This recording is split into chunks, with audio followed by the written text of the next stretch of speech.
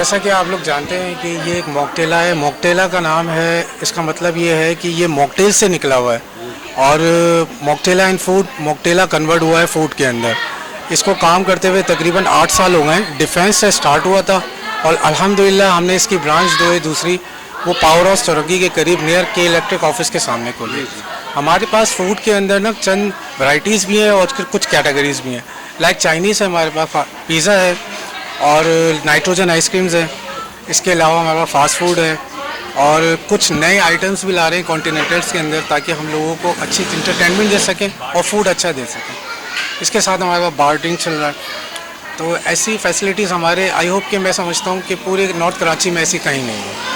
इस तरह का हमने एक रेस्टोरेंट खोला है, फैमिली एनवायरनमेंट दिए, डाइन फाइन दिए। आप देख सकते हैं कि जिस तरीके से यहाँ पे चलेंगे अल्हम्दुलिल्लाह लोगों को बहुत पसंद आएगा। आप लोगों से गुजारिश है कि आप लोग आएँ, विज़िट करें, एंजॉय करें अपनी मील को और फैमिली के साथ आएँ। यहाँ पे प्लेन लैंड भी है जिसमें बच्चे वगैरह अपने एंजॉय कर सकते हैं और इन फ्यूचर हम लोग इसको कढ़ाई और बारबेक्यू की तरफ लेके जा रहे हैं और जो सामने हमारे स्पेस है उसको यूटिलाइज़ करते हुए हम इसको आगे बढ़ाएंगे।